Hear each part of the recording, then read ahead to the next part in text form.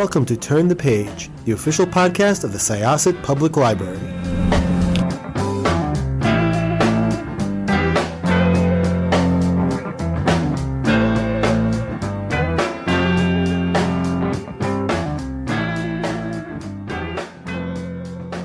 Hi, this is Jessica from Syosset Library's Turn the Page podcast, and I am here with an author who has written many favorite books here, but I believe this one is a little different than the ones you've been putting out recently, right? Yes, very different. They're very different. So what I would love to do is I am going to invite you to introduce yourself and tell us about this book. Hi, everyone. This is Jessie Q. Sutanto. I'm so happy to be here.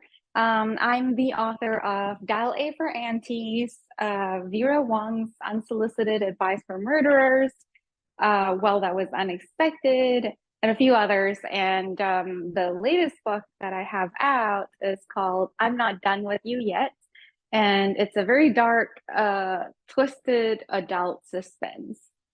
So I'm very excited. Yeah, it's super good. And it was one of those books that just, by the title, I'm terrible because I always judge my books by the covers, and all of your book covers are awesome, by the way. So props to whomever designs your book covers.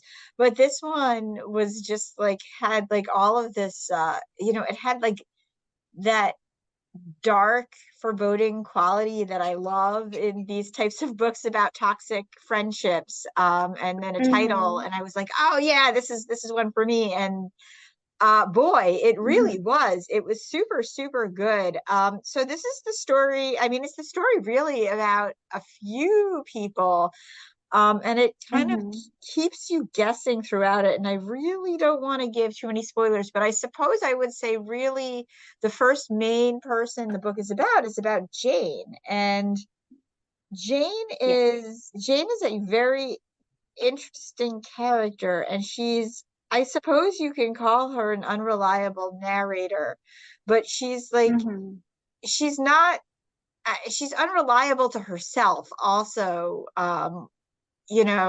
Which kind of adds to sort of just this really well plotted, twisty relationship between herself. There's Talia, and then there's Ani, and they were three young women who knew each other. They went to Oxford together. Was it Oxford or Cambridge? Yes, Oxford. Oxford, yes. Oxford. They went to Oxford together for writing, and Jane automatically is just sort of taken in by Talia, but that kind of you learn more about that a little bit later. As you meet Jane in the beginning, she's kind of trapped in her own life. She's unsatisfied with her marriage. She kind of feels like her husband is sort of, I don't know, he's not exactly hearing her, and she's she finds out that Talia has published this book, and it is one of the most anticipated books coming out. And Jane herself published something that never really went anywhere, and automatically it just brings back these old feelings. So first of all, where did all of the characters come from, and where did the story come from? So I thought of the twist first before I thought of anything else. I just thought oh, wouldn't it be cool if something like this were to happen? So then I kind of left it alone for months and months. Partly because I also didn't have the confidence to write a psychological suspense. So yeah, I had the twist for months and months, and then very slowly, it kind of came together. I knew that I wanted to write about sociopaths, and well, I shouldn't say sociopath. I should say people with APD. And then one day I had an argument with my husband about tidying up. And after that, I was so annoyed, and I went and I wrote the scene where Jane was arguing with Ted about tidying up. And then I kind of stepped back and looked at it, and I was like, huh.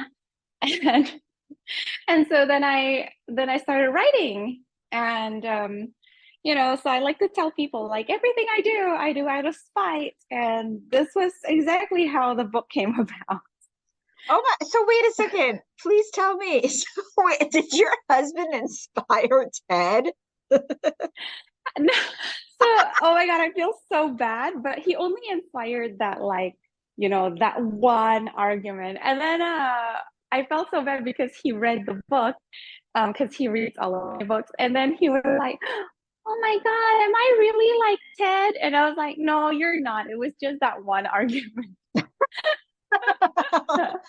I'm laughing, and I'm laughing because I'm now thinking, I'm like, whoever's listening to this, if you've read the book or you're going to read the book, Jesse's husband isn't Ted. Yeah. So, I did find that relationship very interesting. Mm-hmm. Because there was so much about just their arguments that you had said that you wanted to write about a character that had. Now I know sociopathy is not really a term that's used anymore. What is it again? It's APD. It's antisocial personality disorder.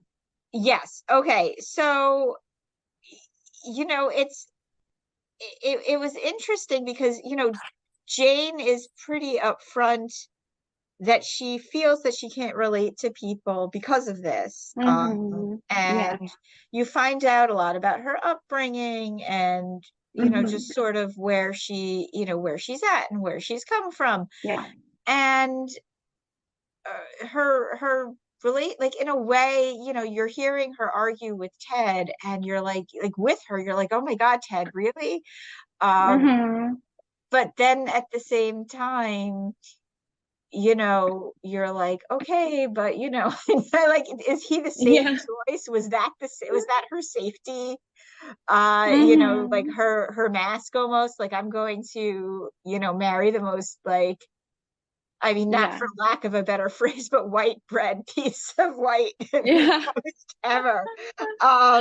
But you find out a lot about just how she, like, the darker sides of Jane, with how she relates to Talia, and how Talia relates to Ani. So, like, there's always this thing where, like, female friendships, when it's Mm-hmm.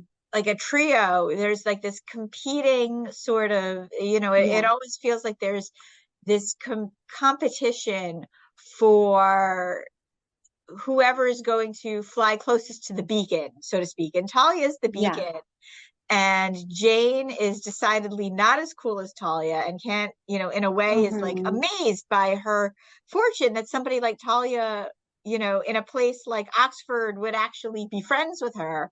And then Yes. there's Ani, who is, Mm-hmm. I don't even know how to describe her. Yeah, Yeah. exactly. Annie who's got everything in life that a person could ever ask for. So between the three of them, who did you enjoy writing the most about?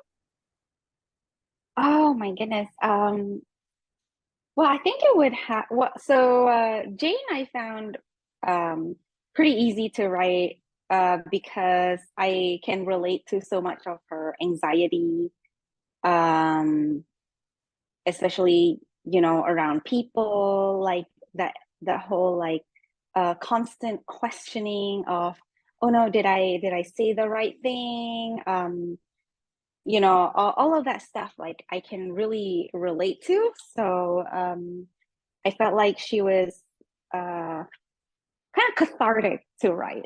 Um, Whereas like Thalia, I found so fun. When I was writing her, like I was just like smiling the whole time because it was just so fun. So I can't give too much away, but and of course, like Ani, she's just like I think she's hilarious. And like because she's just such so unexpected, like just a bag of fun and unexpectedness. So I have to say, like, I just had a blast writing this book. Yeah, no, she was fun to read too. And honestly, like, man, as much as she was like sort of a horrible person in her way, Yeah. I really enjoyed Mm-hmm. reading Ani. Mm-hmm. She was just the three of them together were just sort of this weird haul of Yeah. manipulative and just full of different wants and pettiness. Mm-hmm. And I was really, it really took me to some surprising places. Like the twist was really, really Mm-hmm. good. And this Oh, is thank you. yeah, I don't really want to say much more because I really don't want to accidentally spoil it. It Mm-hmm. it really is like it really is like sort of this cat and mouse and cat and mouse Yeah. trap where you're not really sure what the actual trap Mm-hmm. is and who the cats are and where the mice Mm-hmm. are going. And it was fun, Mm-hmm. so like Jane Jane reunites with Talia and mayhem ensues, and then you start to question like Mm-hmm. what you've been reading all along, which is always fun. Mm-hmm. um Yeah. so aside from a small argument with your husband, what is it you really enjoy about this genre? Um, oh my goodness. So first of all, I don't know why, because I have what I think is like a pretty solid marriage, but I love reading psychological suspense, especially when it has like some kind of bitter marriage. I don't know why, but that's like my favorite thing to read. Like that is my bread and butter reading, like things like Gone Girl. Oh my God, like I just cannot have enough. Um, so when I started writing it, I was like, I want to write about someone who feels like she is past the best years of her life and who is very disappointed with how life has turned out for her, especially after having had kind of like a highlight moment, which was Jane in Oxford, a magical setting for her, and and then now like being so downtrodden and just so bitter.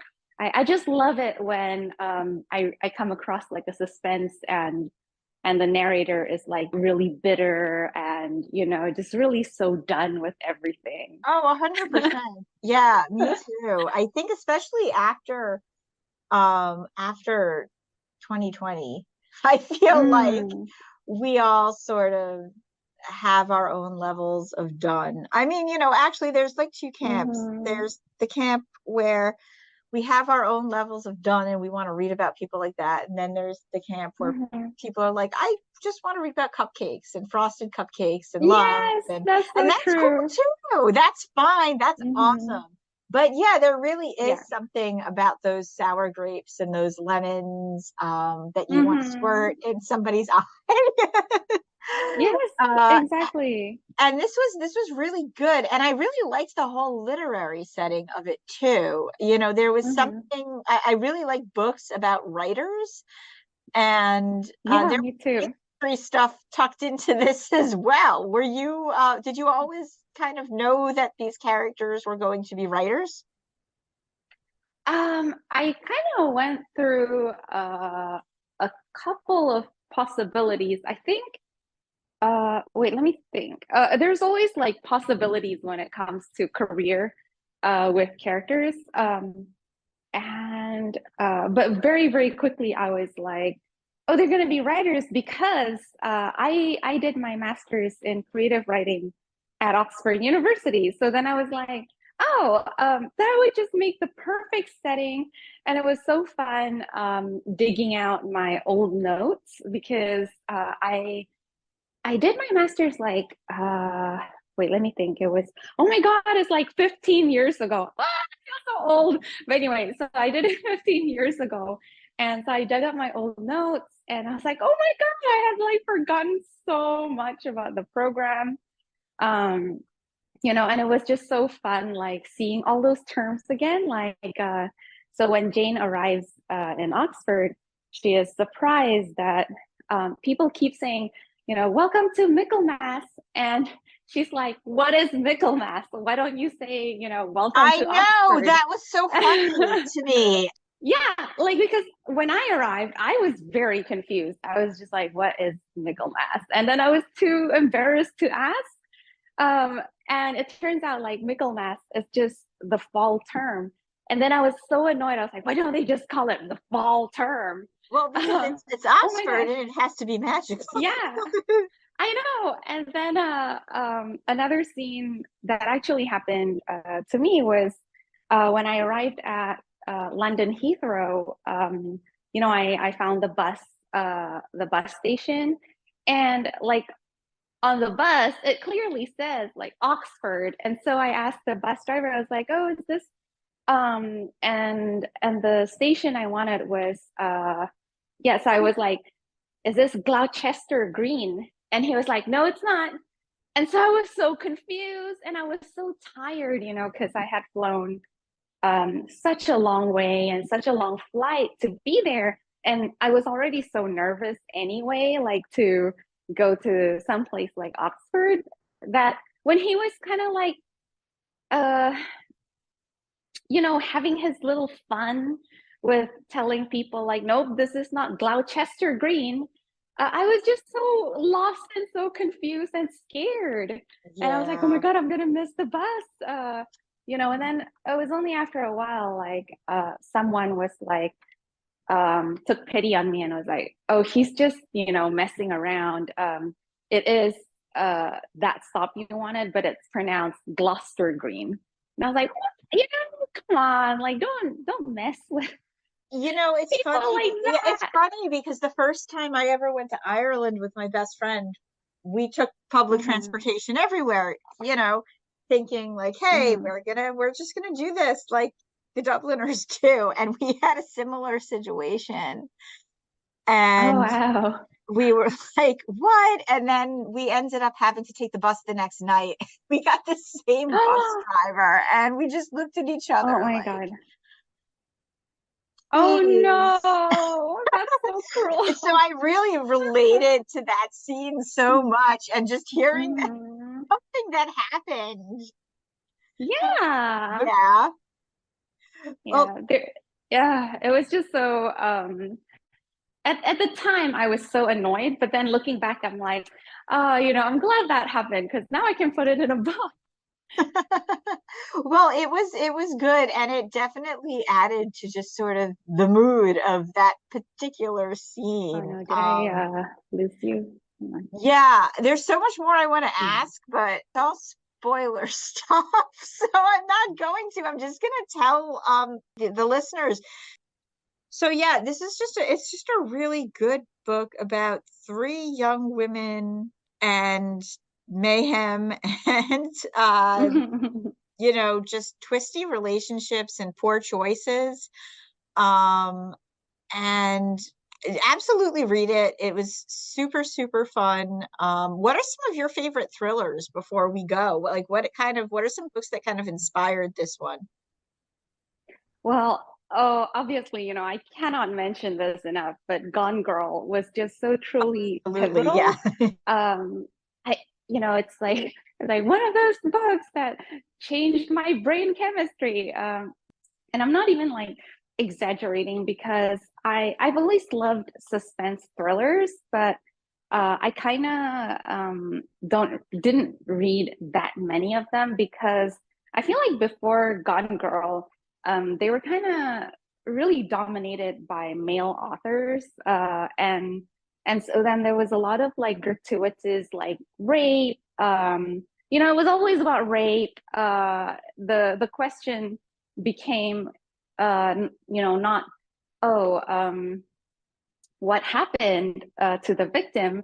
The question became, oh, who raped the victim? And so I was just so tired of it. Yeah, for And sure. then, yeah, and then Gillian Flynn, came along with Gone Girl, and I felt like she just opened up this whole new genre, and all of a sudden, so many female authors were writing in that genre and getting published in that genre, and it was like a golden age. And so I'm forever thankful to her for doing this. She is a goddess, she can do no wrong. So that would be like my number one favorite read. And I'm also really close to the author of The Girls Are Also Nice Here, Laurie Elizabeth Flynn. One of my So this, favorite books ever, and that book still haunts me to this day. oh my God, for real. Like I, I I actually tell reread everybody about Gone it. Girl. Yeah. Yeah. And I was like, my God, it's even more brilliant like on the second read through, because then you can really see all of the clues that she's so expertly, sprinkled throughout. Oh, just amazing. Well, I want to thank you so much for writing this book. What are you working on now? Are you going to delve back into thrillers? Do you have something else in store for one of your other series? So right now I'm actually working on Vera 2. So Vera Wang's Unsolicited Advice for Murderers is gonna get a sequel. Yay! I'm working on that Yay. right now. Awesome. Well, thank you so much for chatting with us. I do hope that you will come back and chat with us about something else, anything else. This was fun. Yeah, it really was. Thank you so much for having me. Okay. Well, once again, this was Syosset Public Library's Turn the Page podcast. Our guest today was... Jessie Q. Sutanto, author of I'm Not Done With You Yet. And we are going to close this chapter of Turn the Page. It's time to close this chapter of Turn the Page. Join us for the next episode.